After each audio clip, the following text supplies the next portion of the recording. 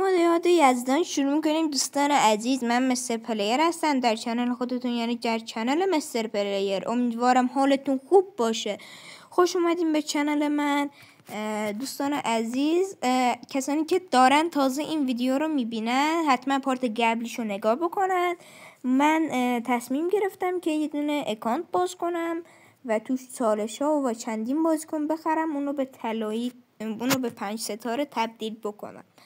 حالا خب چالش رو رفتیم روی اکانت اصلی خودمون، چالش رو رفتیم و هر باری که داریم میریم تو اکانت اصلی خودمون تو قسمت لایو همه پرو پلیرهای مکس میارن دیگه. شرمنده این بار نفر سوم شدیم روی اکانت اصلیمون. این اکانت سومه. روی اکانت دومم فردا ویدیوشو میگیرم براتون میذارم. در حال حاضر یه سریع ترکیب بزنیم. دوستان گل و گلاب چنل مستر پلیر، ایساکو داریم، شوامنی رو داریم که چالش رو به جایزه چالش بود، رومرو رو که با پول جایزه چالش خریدیم و گروسابیل که اهل اسپانیاست، دفاع آربی بازی میکنه جای این.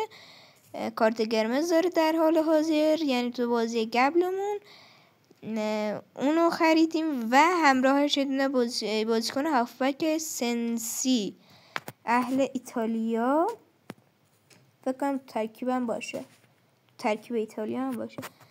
بریم برای دریافت بازیکن لژند. امیدوارم یک گادشو بده. فکر کنم والورده است. ای جان والورده باشه عالی میشه. پاسینگ 83،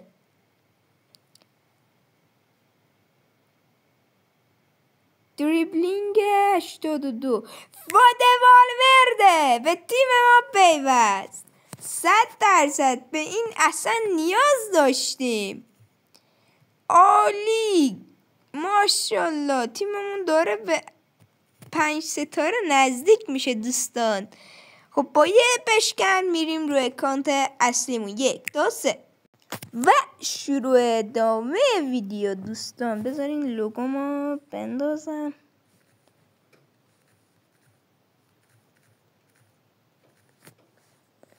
و اشک 37. خب دوستان تو این اکانت اصلیمون نفر سوم شدیم و حالا یه چندین تا ارتقا داریم و اونا رو میزنیم. حالا اولی با سود شروع میکنیم که پاسینگشو از 81 فکر کنم شد 82. ارلینگ هالند.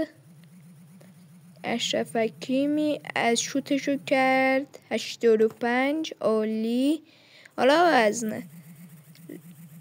ای جانم، ای جام، وینیسیوس 100 شد. این اتکش شد 100. 2 لول آورد روش. باز وینیسیوس پاسینگشو 98 کرد. کاش 89 میکرد.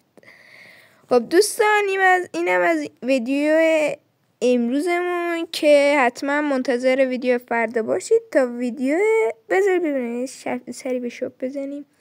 نه کسی رو نمیتونیم بخریم. خب دوستان تا ویدیو بعدی فعلا خداحافظ.